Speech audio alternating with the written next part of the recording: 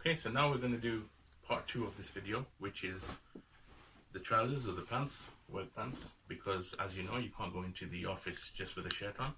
So to start this, you get the zip, there you go. So you close the zip to make it nice and even. And then, now one thing to notice about ironing trousers is you only want the crease on office pants. You don't want the crease running through the middle if it's casual combat trousers or jeans, or when you're doing jeans you want them flat and you iron them flat. When you're doing combat trousers you do them flat. When you're doing office pants like these black pants, you need to hold them up like this, so the pockets, the lines of the pockets on the sides, as you can see here, and then you lay them sideways.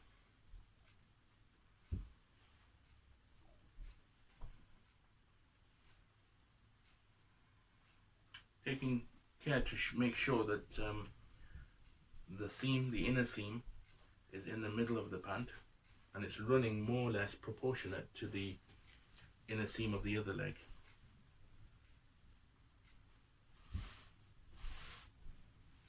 You make sure that everything's nice and neat with your hands.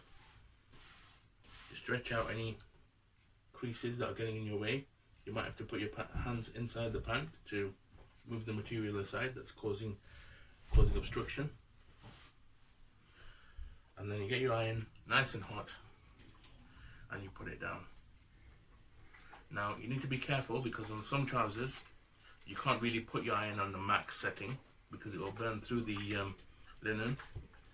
So on these trousers it's working fine, so I'm continuing to put it on max, but on yours you need to check beforehand what setting you need to put it on. And this is normally indicated on the actual label of the trouser in the inside leg. It tells you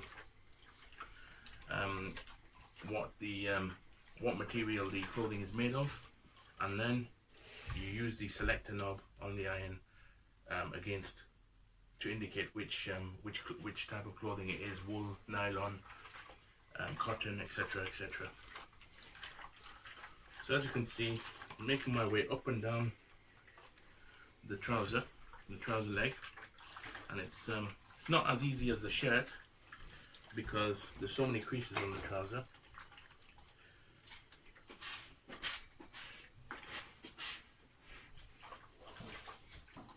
So I'm using the steam button to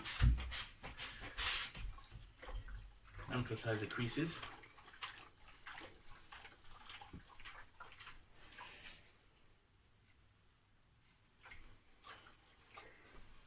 Now before turning it over, we normally do the inside leg of the other sleeve. So the inside leg of the other trouser sleeve, to make sure it's uniform with this one.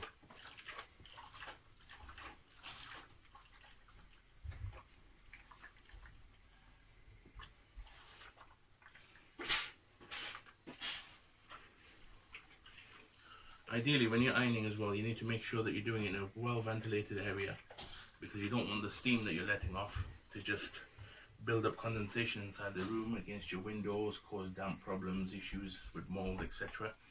We just can't seem to open the window today because it's really stormy weather outside. So as you can see, I've turned it over, I've turned the pant over. I'm now doing the other side. Again, nice even strokes from the bottom of the trouser going upwards, or from upwards going downwards, it's up to you.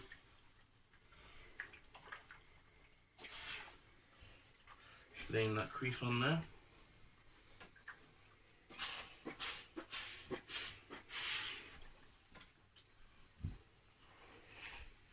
And then you do the inner trouser leg.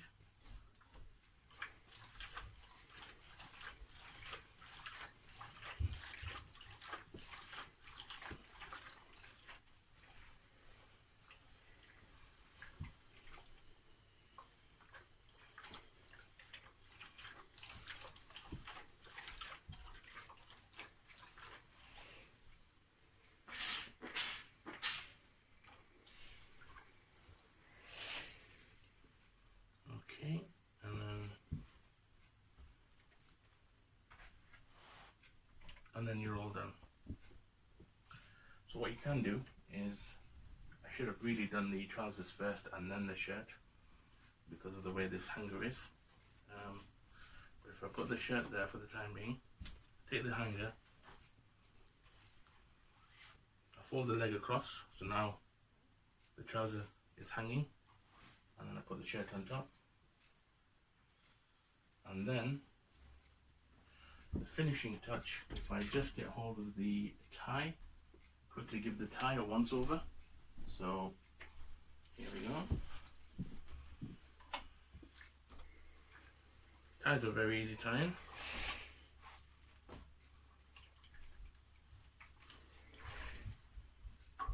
And so forth.